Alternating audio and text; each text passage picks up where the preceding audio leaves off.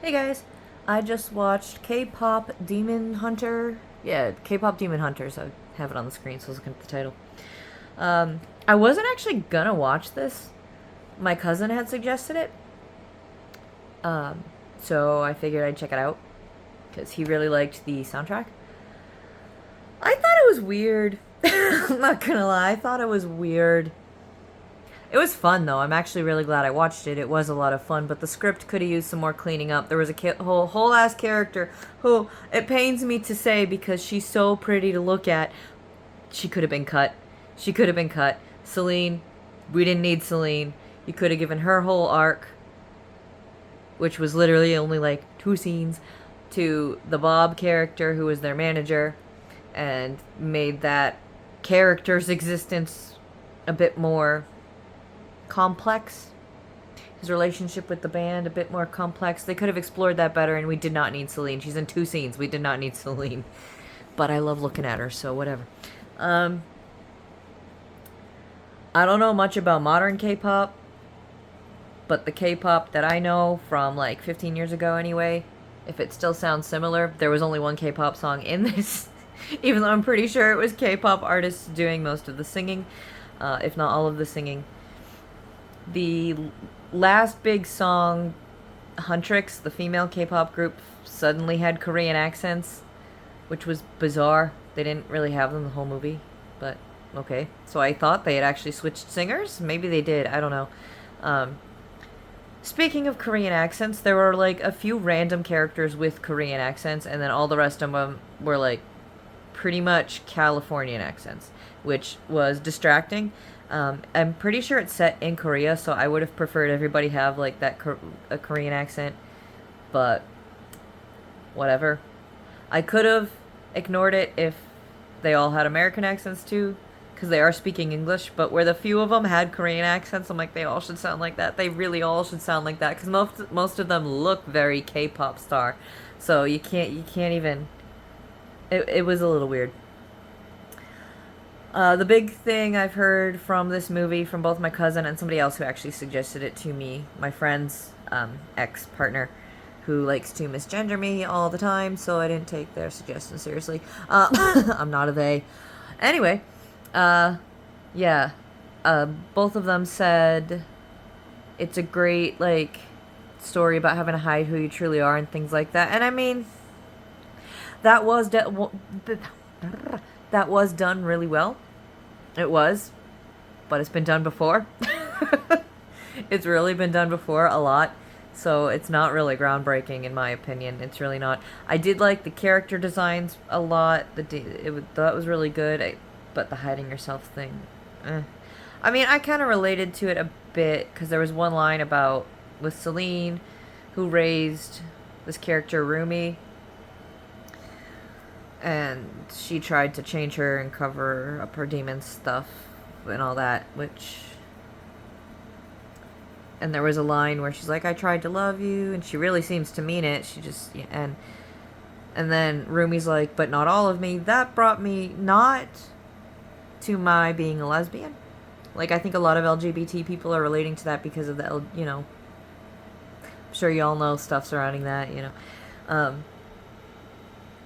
But like, the second I knew I was one, I came out and I didn't really care. My shame is very personal. It's not really from anybody else. But I did relate to it growing up with oppositional defiance disorder, attention deficit hyperactivity disorder or hyperactive disorder, whatever, and Asperger's syndrome. That's how I was diagnosed under the DSM-4. Today it's a form of, what is it, autism level 1? I have no idea. I think it's called autism level 1. I have no idea. I preferred the way we used to diagnose it. There were like 7 types. Anyone who's about to call me a Nazi, there were like 7 types that are all merged together into one diagnosis. It wasn't just autism and Asperger's. Look it up. But anyway, so yeah, because back when I was a kid, those behavioral issues, we heard a whole lot of parents saying to each other, you can love the child without loving the disorder. You can love the child and hate the disorder. As if we like being that way. It helped a lot of parents be able to love their kids that they couldn't otherwise love. I'm not even gonna fucking sugarcoat it. That's what it was. They couldn't love us because we were frustrating them so much. Um, but when you're a little kid hearing all that, it fucking hurts. So, because they can send us to daycare or whatever and be done with we're with it forever. All right, we're with the disorder forever. So it hurts. Um, so yeah, that's actually how I related to it, not being LGBT, which I think is the big seller for most people. It also kind of touched on, in my opinion, it related a lot to my imposter syndrome, a little bit there as well. So, I mean, it was really well done, and I did connect to that. I want to say that aspect of the storyline, but that's the storyline. The script really needed some cleaning up. Like I said, I don't really know what the story was. I don't know what the plot was. How did they get into this demon hunting? Why do people want to hunt demons? Why do demons care about humans? There was nothing. It's just like, we hunt demons, that's it. So that was a little bit weird. If I knew this was going to be so long, I would have done it horizontal. Sorry about this. But anyway, yeah. So, I mean, really fun movie. Soundtrack was okay. I liked the music well enough. I more so liked the boy band in it. Saja Boys, I think they were called. More than the female singers, Huntrix. Because I'm sorry, I don't like that breathy, non-enunciating style of modern American pop music, which is what pretty much all the songs in this were. Even the one the boys sang that was in that style, they enunciated. It was still in very American pop, hip-hop-esque style, but they enunciated it like it was K-pop, except they're speaking English, so it was enunciated in English very well. So it was more like, I want to say it was on par with like American pop circa 2001. Let's go with that. 2001. So, yeah, I liked their songs better. Can't lie. Can't lie. I can't stand not understanding what a singer is saying. I cannot stand it. It drives me absolutely bananas. I don't even know all their names. That's how much this script needed some work. But the girl with the short hair that was like, to here, whatever, from Huntrix, I did like her singing because she enunciated her words. It wasn't mumbling. I hate trap music. I'm sorry. The mainstream calls it mumble rap. I'm pretty sure it's trap music. I hate trap music. I hate trap music so much. Noise music, and trap music, I cannot stand. I'm sorry, I can't. I listen to pretty much anything else. I'm a metalhead that likes country music, okay? But I cannot stand trap music. But honestly, the beat was pretty good. They're skilled singers, despite the enunciation issues and the breathiness. I think it's just the style, so I'm really trying to not be mean, but it's just weird. It's weird. I'm sorry, but it's weird. But yeah, overall, really fun movie. I might actually watch it again. I'm not sure. I might watch it again. Oh, if you have watched this movie and you liked the soundtrack, because that's one of the big things my cousin also was talking about. He really liked the soundtrack. Go and watch Disney's Descendants, because I'm pretty sure, I have to look it up, because stylistically it sounds, I move my hands a lot, I like my nails. Stylistically it sounds identical.